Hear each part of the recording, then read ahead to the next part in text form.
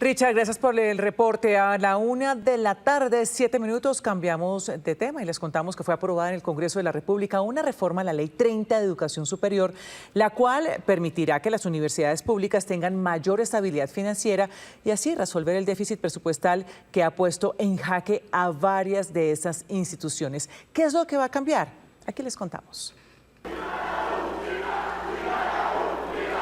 En la plenaria de la Cámara de Representantes, el ambiente de celebración este lunes estuvo a cargo de los líderes estudiantiles, que por años alzaron su voz para que las condiciones dentro de las universidades públicas mejoraran. Lo que permitirá la aprobación de esta reforma a la Ley 30 de Educación es modificar la fórmula con la que se calcula el presupuesto que reciben cada año las instituciones públicas de educación superior, no solo las universidades, sino también las instituciones técnicas y tecnológicas. Con esta Ley 30 ya no dependerá de la voluntad política de ningún gobierno, de ningún gobernante, sino que sea cual sea el gobierno que esté al frente del presupuesto general de la nación, tendrá que tomar como base un índice de costos a la educación superior. Y el porcentaje que haya crecido ese índice de costos tendrá que ser el que se use para indexar el presupuesto en la vigencia siguiente. Esto llega como un bálsamo para las instituciones educativas que durante 3 décadas acumularon un hueco fiscal de más de 17 billones de pesos, según los mismos rectores, porque solo se tenía en cuenta el incremento del IPC, pero no otros aspectos de funcionamiento. ¿Y esto qué genera? Que hemos tenido menos recursos, mayor crecimiento, y esto ha afectado precisamente la excelencia de las universidades, especialmente en sus labores misionales, en investigación, en docencia y en extensión. Los estudiantes esperan que esto mejore directamente la calidad educativa y la forma en la que construyen su futuro profesional.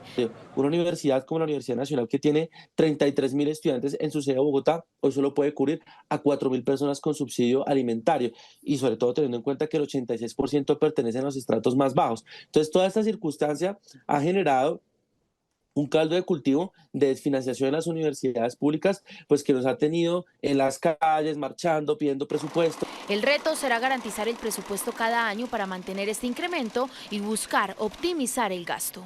Deben hacer un esfuerzo las instituciones públicas en transparentar sus gastos para que esto no sea un recurso adicional que simplemente aumente costos y no reduzca las diferencias de desfinanciamiento que se están presentando.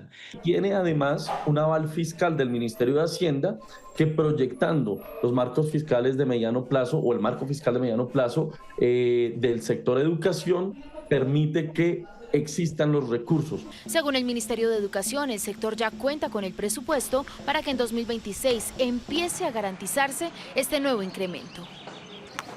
1:10 p.m. Jennifer Pedraza, representante a la Cámara, es la autora de la iniciativa que hoy tiene celebrando a las universidades públicas y naturalmente a los estudiantes.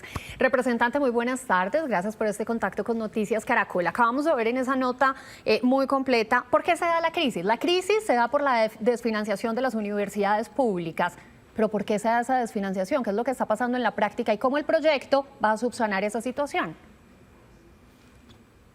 Hola Alejandra, un gusto acompañarles. Mira, lo que pasó fue que la Ley 30 de 1992 quedó mal hecha porque el indicador con el que se ajusta el presupuesto año a año de las universidades públicas, uno, no recoge realmente la variación en sus costos y también ignoró los aumentos en cobertura durante 30 años. Las universidades públicas aumentaron su cobertura en un 252%, mientras que los recursos no crecieron al mismo ritmo.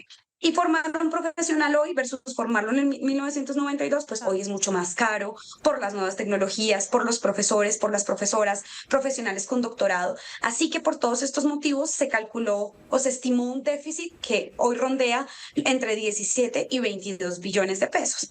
Así que obviamente esto no se va a saldar en 4 años ni 5, pero la proyección de la financiación de este proyecto, o bueno, ya de esta ley, es de aquí al 2040 porque entendemos la situación fiscal crítica del país, pero hay que empezar a pagarlo ya.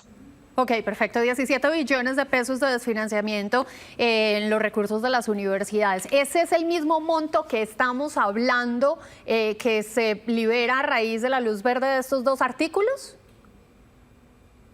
No, francamente, el planteamiento que se hace es para que de aquí en adelante ya no se acumule nuevo déficit. ¿Cómo? Incluyendo un indicador que es el índice de costos de educación superior.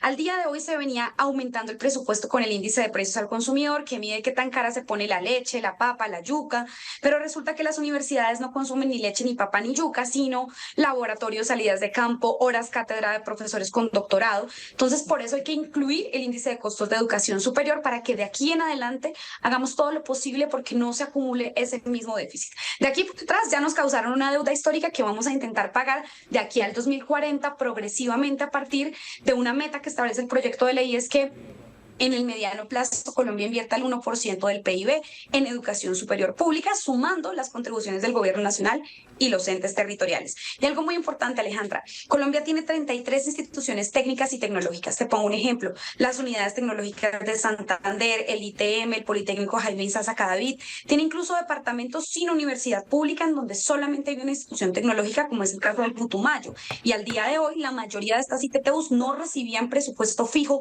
de parte del gobierno nacional central.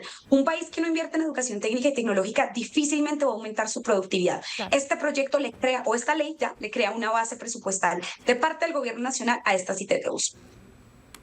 Congresista, fantástico. Muchísimas gracias por ahondar en esta explicación que le da un respirito a los estudiantes y a las universidades públicas. Un fuerte abrazo y feliz tarde. Alejandra, este es un logro del movimiento estudiantil y profesoral. Gracias a ustedes. Muchas gracias.